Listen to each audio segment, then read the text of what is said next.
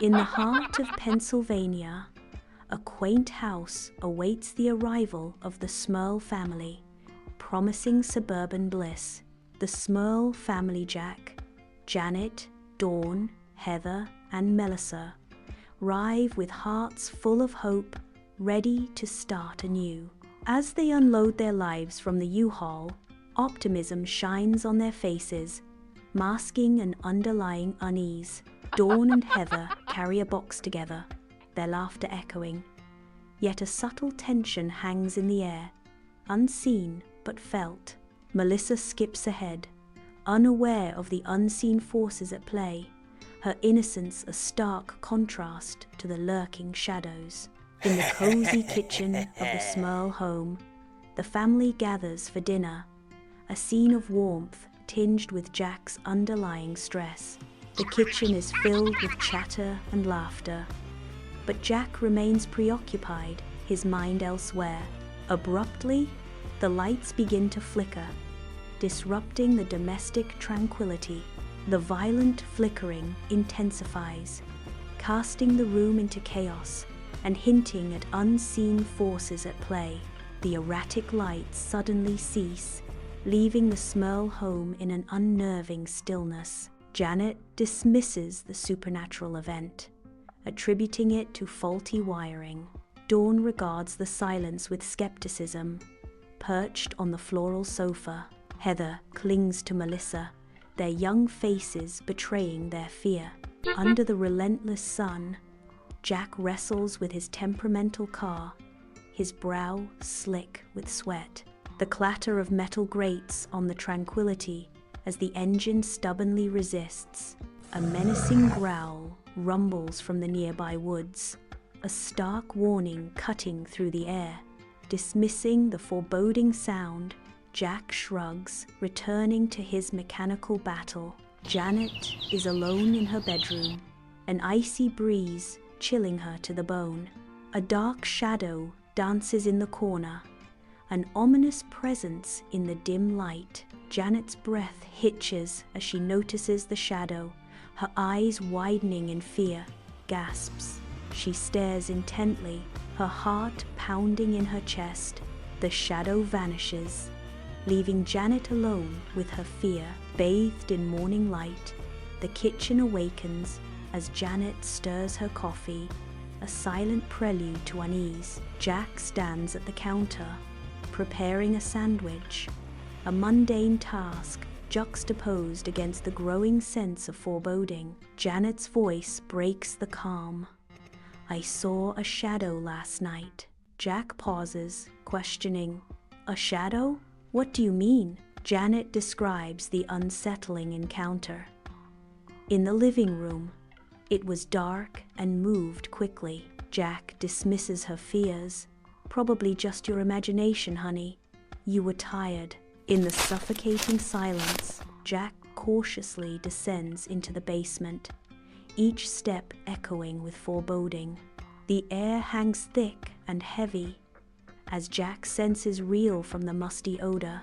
His eyes struggle to pierce the gloom, revealing a cluttered space filled with unseen terrors.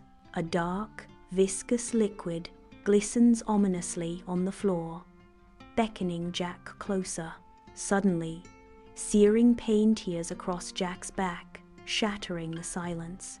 In the dim bedroom, Jack gestures, revealing angry scratches marring his arm. Janet stares, her face a mask of growing concern as she takes in the disturbing sight.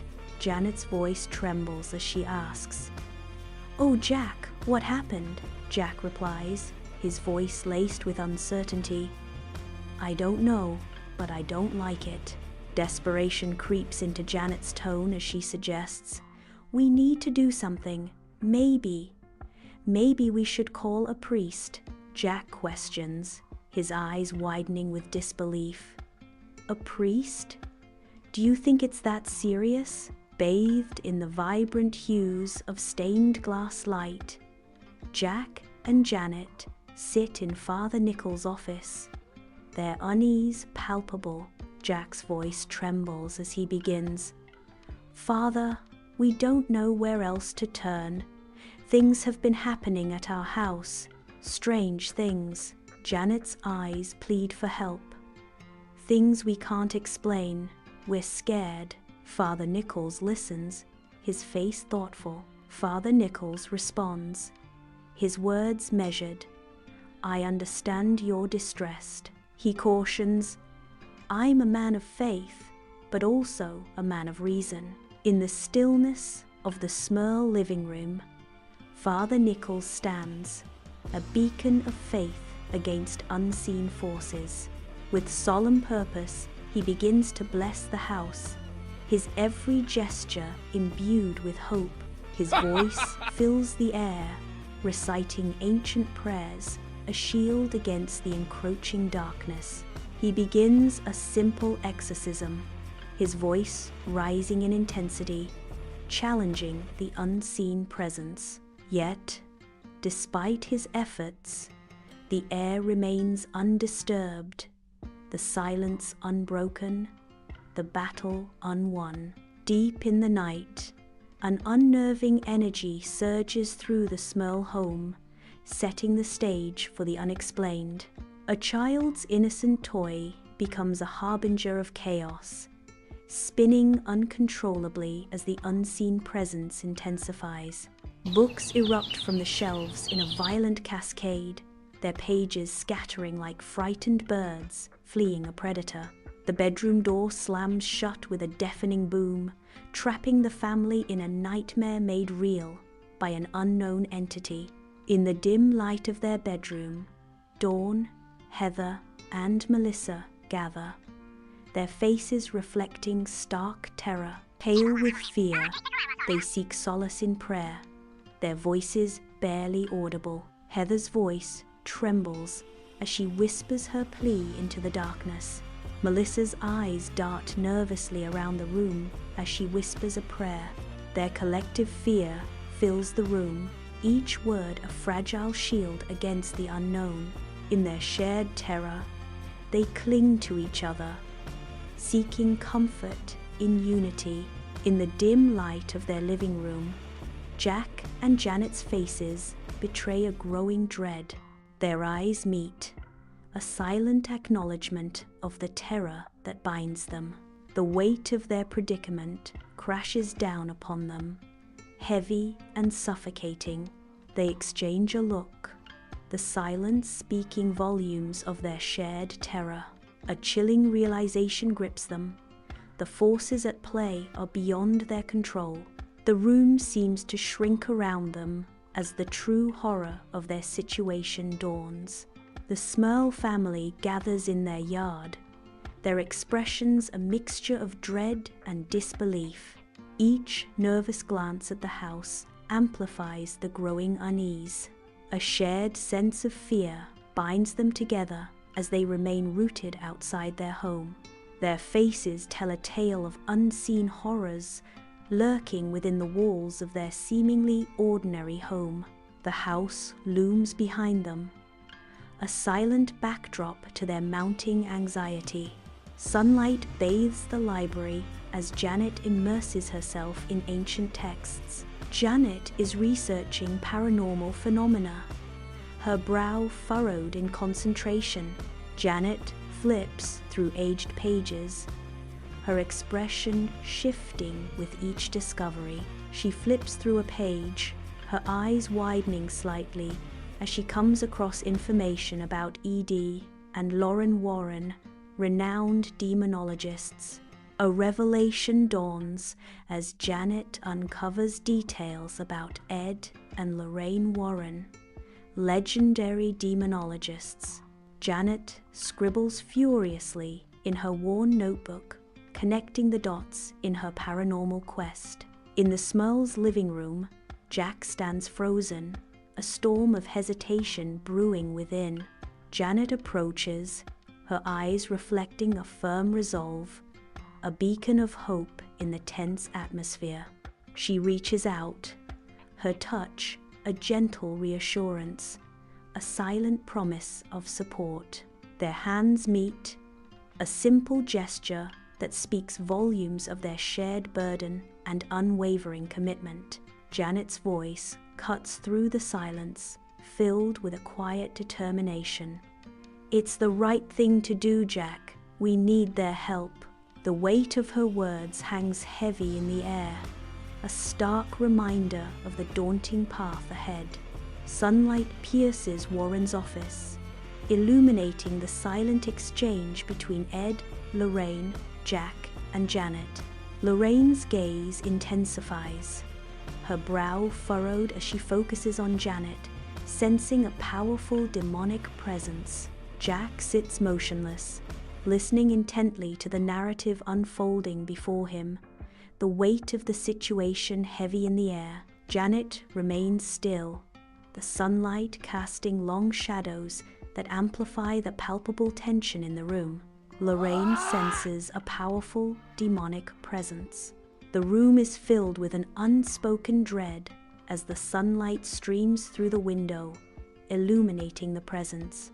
The Smurl home's living room at night, where shadows dance ominously, whispers of unseen horrors echo through the halls. The Warrens step into the Smurl home, immediately engulfed by an oppressive atmosphere, their faces betraying a chilling realization.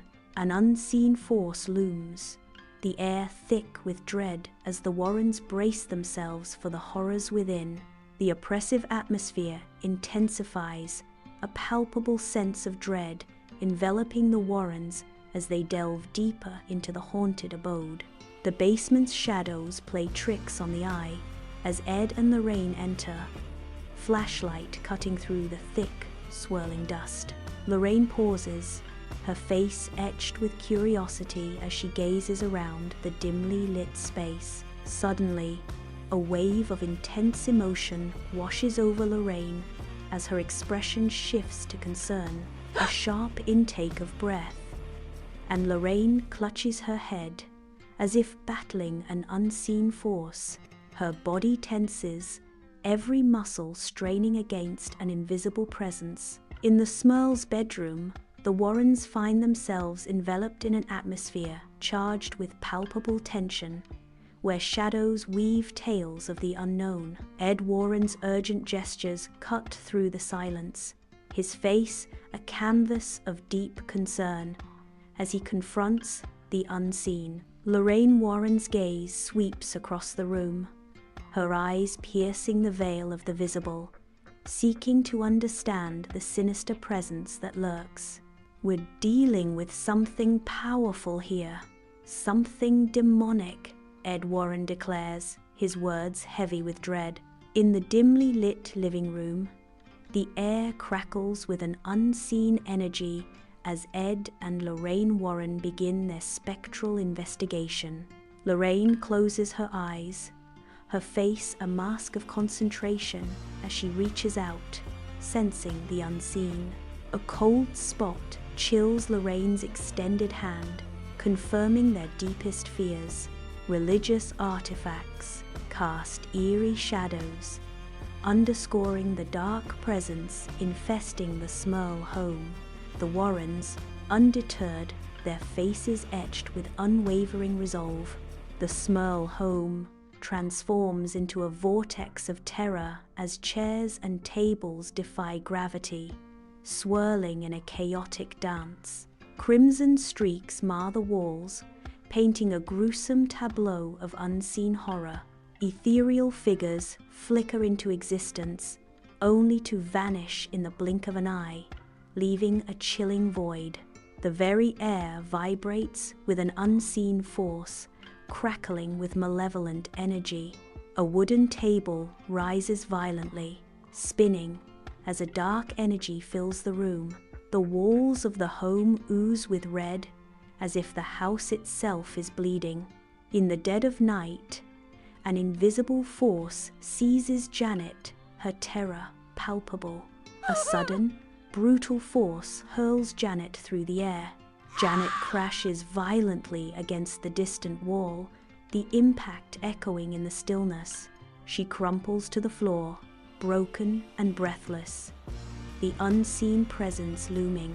In the Smurl home, Jack thrashes wildly, his body fighting against an invisible tormentor. His struggle intensifies, the demonic force overwhelming his resistance.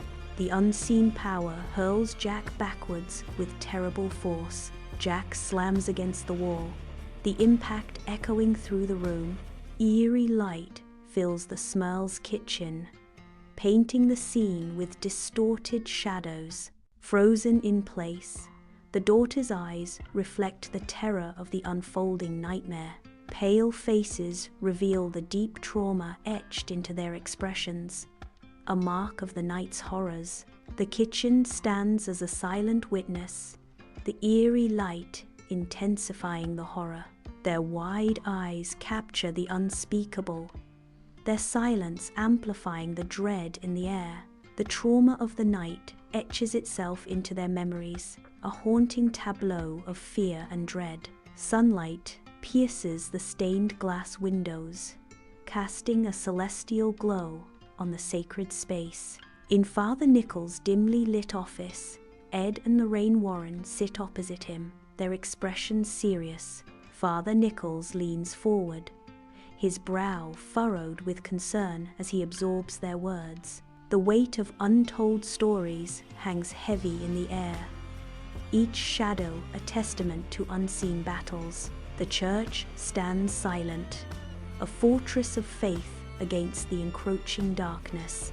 The Smurl home's living room pulses with a palpable sense of anticipation and dread as unseen forces gather. The Warrens, faces grim, stand ready to confront the darkness, their resolve a stark contrast to the Smurl family's raw terror.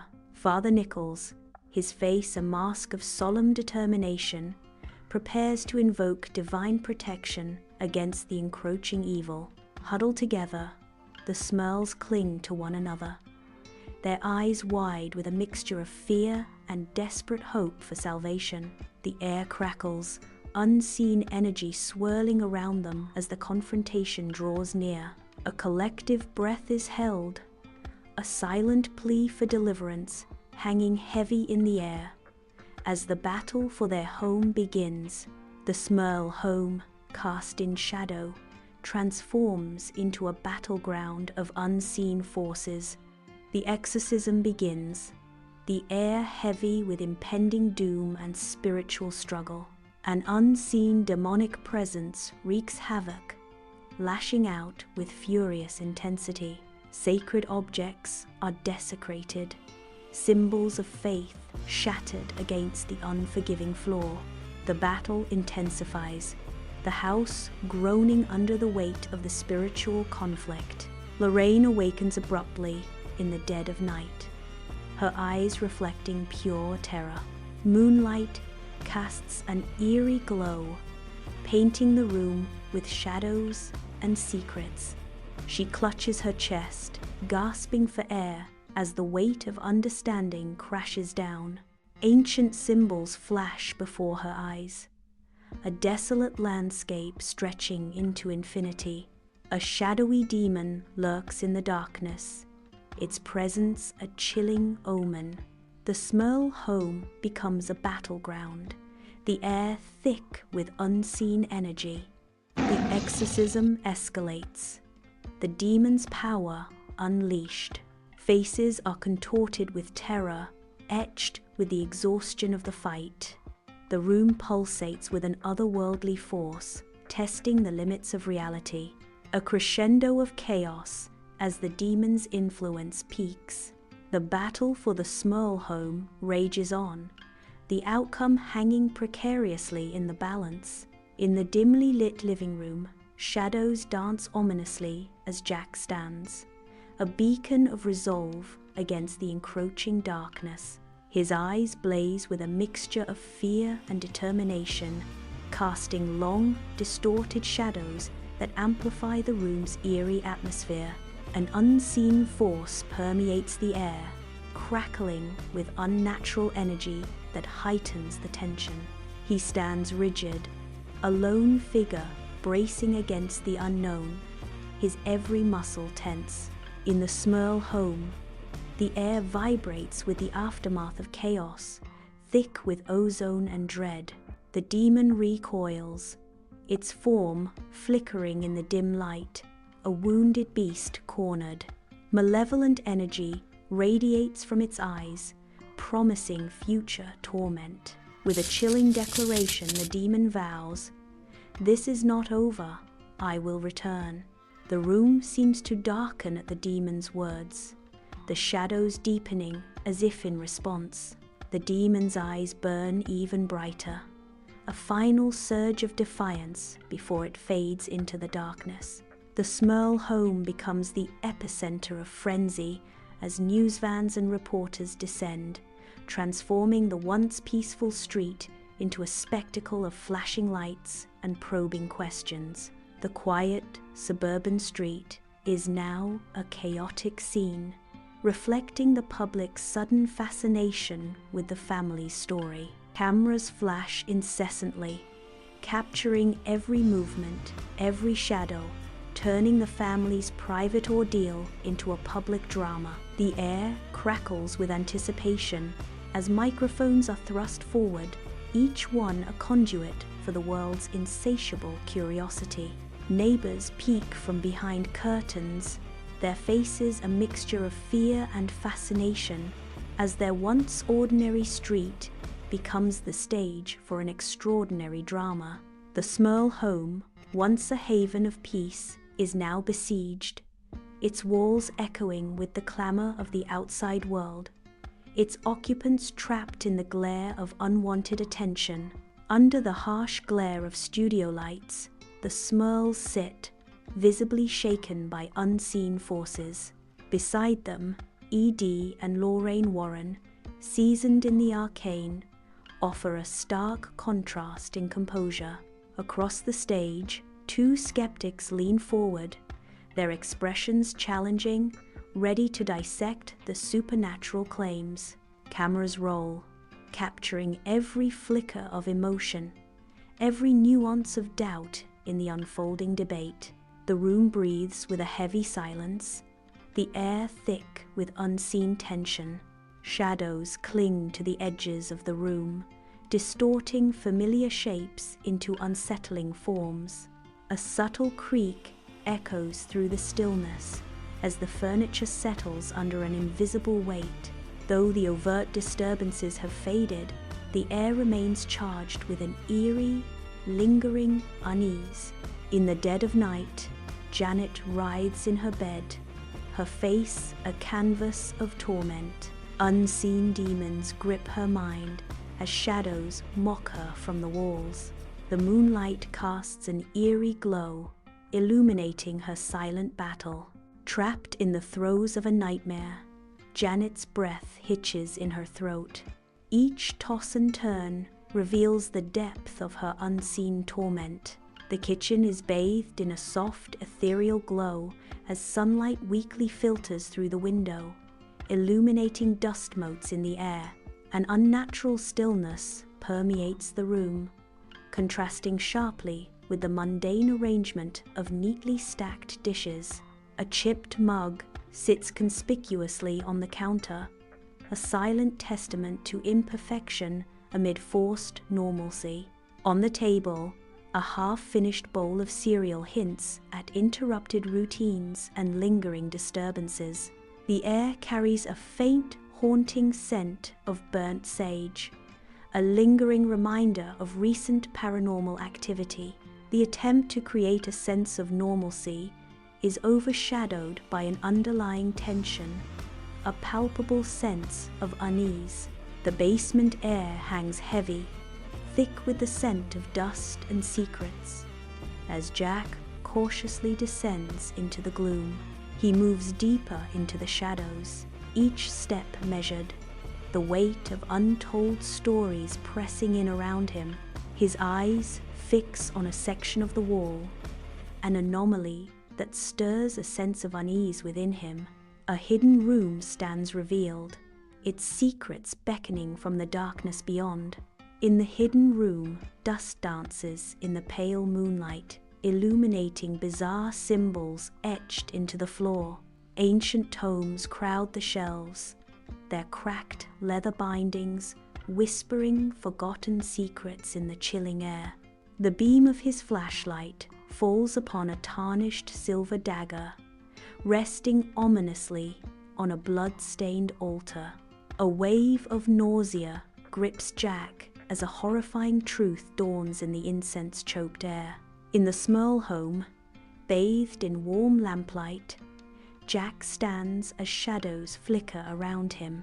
The Warrens, faces etched with concern and resolve, listen intently as the room buzzes with unspoken anticipation.